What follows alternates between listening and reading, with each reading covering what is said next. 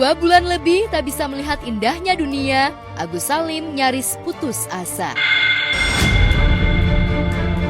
Korban penyiraman air keras itu sangat kecewa karena tak bisa operasi mata lantaran ditolak asuransi kesehatan. Padahal Agus sangat ingin melihat perubahan wajah ayah dan ibunya pasca belasan tahun mereka tak bertemu lantaran Agus merantau ke Jakarta sejak lulus SMA. Seperti diketahui, ayah dan ibu Agus baru datang dari Aceh untuk membantu merawat Agus setelah Agus mendapatkan donasi yang digagas Pratiwi Novianti, pemilik Yayasan Rumah Peduli Kemanusiaan. Namun sudah sebulan ayah dan ibunya berada di Tangerang, tepatnya di kawasan Ciledug kediaman Wawa, kerabat istrinya, Agus hanya bisa mendengar suara ayah dan ibunya. Kepada tim Star Pro, Agus mengungkapkan bahwa dirinya rindu melihat paras ayah ibunya, wajah Elmi Nurmala, istri, dan segenap wajah orang-orang sekitar yang peduli padanya. Kalau sengaja sekarang tuh kayak lebih, ya semoga aja lah ada keajaiban Allah lah gitu.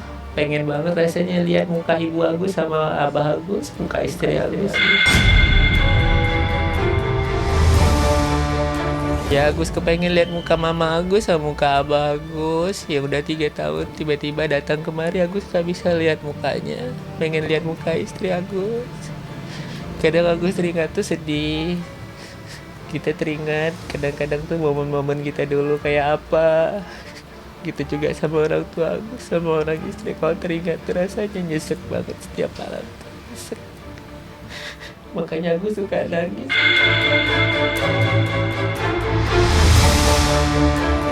Kalau masalah mental tuh gini, mental tuh siapa saja pun merasakan kalau yang kayak gini tetap mental itu artinya ciut. Karena memikirkan, kami kan nggak punya ciut memikirkannya, tetapi ada sebagian besar seperti arti yang ingin menolong nih. Nah itu kami harapkan artinya dapat dia tuh bertahan hidup. Itu kayak lebih, ya semoga aja lah ada keajaiban Allah lah gitu. Pengen banget rasanya lihat muka ibu Agus sama abah Agus. Selain wajah pengacara Farhad Abbas yang sudah dikenalnya sebelum matanya buta, Agus Salim ingin melihat tampang pengacara Krisnamurti yang belakangan banyak membantunya baik secara moral maupun material. Setelah memberikan uang $700 Amerika kepada Agus untuk berobat, kemarin Krisnamurti kembali memberikan uang 50 juta rupiah kepada mantan kepala waiters berusia 34 tahun itu. Bener, ya malaikat Agus lah gitu. Dia orang baik banget gitu. Di saat Agus terpuruk, ada dia yang ngebantuin Agus gitu. Makanya Agus bilang, Agus sangat bersyukur banget sama Allah juga dipertemukan sama Pak Krisna yang begitu baik sama Agus gitu. Susah cari orang sebaik Bapak Krisnamurti. Bersyukur ya, alhamdulillah masih ada orang baik, masih ada yang percaya sama kita. Insya Allah itu uangnya benar-benar buat pengobatan Bang Agus dan harapannya semoga Bang Agus bisa cepat sembuh. Itu uang pribadi saya, kan gitu loh, iya, uang pribadi saya. Hari ini dibuktikan dengan Krisna, langsung uang cash, bawa ke rumah sakit, nggak usah banyak bicara, yang penting Agus sembuh.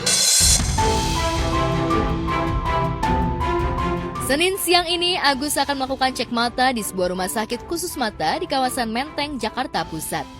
Tentu saja, Krisna dan Farhad akan menjamin seluruhnya biaya cek dan operasi mata Agus andai ada kekurangan.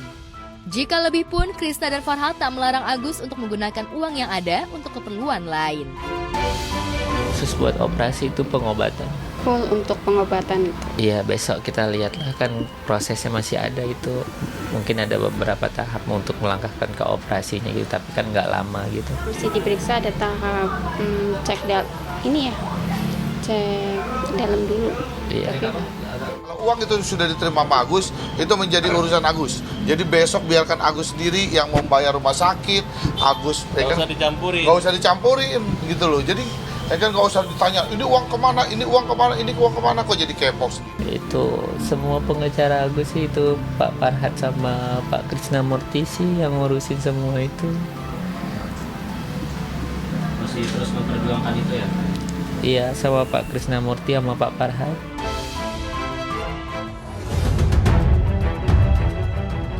Usai mengawal pemberian donasi 50 juta kepada Agus, Farhad menegaskan bahwa ia akan terus mendesak Kemensos agar mengaudit rekening yayasan milik Novi. Pasalnya, dalam donasi Agus yang di-share ke media sosial pada 11 Oktober lalu, tercantum 2 rekening, yaitu rekening pribadi Agus dan rekening Yayasan Novi. Jika di rekening Agus terkumpul 1,5 miliar, berapa yang terkumpul di rekening Yayasan Novi? Sisa uang donasi sebesar 1,3 miliar yang dipindah bukukan dari rekening Agus ke rekening Yayasan Novi juga harus dipertanggungjawabkan oleh Novi. Kejar Akan terus kejar. Kembalikan uang Agus. Kembalikan uang Agus. Kembalikan uang Agus itu. Ini uangnya Agus dibawa mutar-mutar kemana-mana ke podcast-podcast. Kemudian diarahkan bahwa Agus tidak mau menerima respon. Orang mau dioperasi kok. Dan yang dituntut Krishna itu adalah transparansi, bukan uangnya Agus, tapi uang yang masuk yang menjual kesediaan Agus ke rekening yayasan. Berapa? Ya. Ya kan? Iya. Kan ada 2 rekening nih. Kita lihat di situ.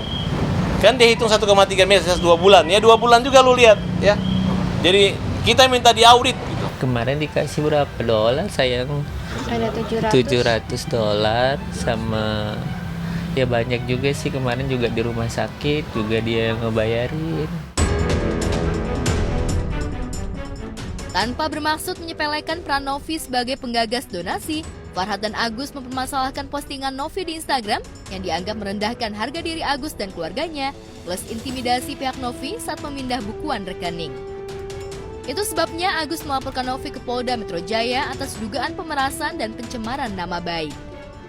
Namun sudah sebulan pasca dilaporkan, Novi belum dipanggil oleh pihak berwajib terkait statusnya sebagai saksi terlapor. Iya, kita mendapatkan laporan, ikutin prosesnya, tapi saya selalu ucapkan bahwa Mas Agus semoga bisa terketuk hatinya untuk melakukan pengobatan. Kita belum ada terima panggilan ya Mas, gitu. Mungkin nanti kalau pada saat kita dipanggil ya pasti kita akan datang. Kita minta Pak Prabowo ataupun Wakil Presiden untuk menemui Agus. Kalau bisa Presiden dan Wakil Presiden datangin Agus. Ngapain minta undang-undang? Dia kan presidennya Agus, oke? Kasus Agus versus Novi mau tak mau menyeret nama Denny Sumargo. Pasalnya, Densu adalah YouTuber pertama yang menampilkan Agus sebagai bintang tamu di podcastnya. Densu juga yang menggagas mediasi antara Agus dan Novi, namun mediasi itu gagal lantaran Farhat ingin nimbrung membawa kamera. Saat itu, Farhat memang sudah resmi ditunjuk sebagai kuasa hukum Agus. Buntutnya, Densu dan Farhat terlibat saling sindir di media sosial yang berujung pada kedatangan Densu ke rumah Farhat beberapa waktu lalu. Alih-alih kesalahpahaman selesai setelah Densu dan Farhat berjabat tangan, Farhat ternyata masih tidak terima pada sikap Densu saat menyambangi rumahnya. Ucapan dan tindakan Densu dianggap memuat unsur ujaran kebencian dan diskriminasi ras. Berbekal 2 pasal itulah, Farhat melaporkan Densu ke Polres Metro Jakarta Selatan pada 7 November lalu. Tapi benarkah laporan Farhat terhadap Densu atas nama MR, rekan seprofesi yang menyaksikan Densu datang ke rumahnya? Untuk FA kemarin didampingi dengan kuasa hukum, kemudian pelapor datang ke Polres Metro Jakarta Selatan, ya, kemudian melaporkan inisial DS. Untuk pelapor adalah MR. Gue tuh dilaporin orang kan, gue gak takut tuh.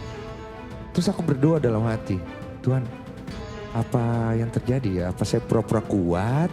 Apa saya terlalu sombong? Apa kenapa ya?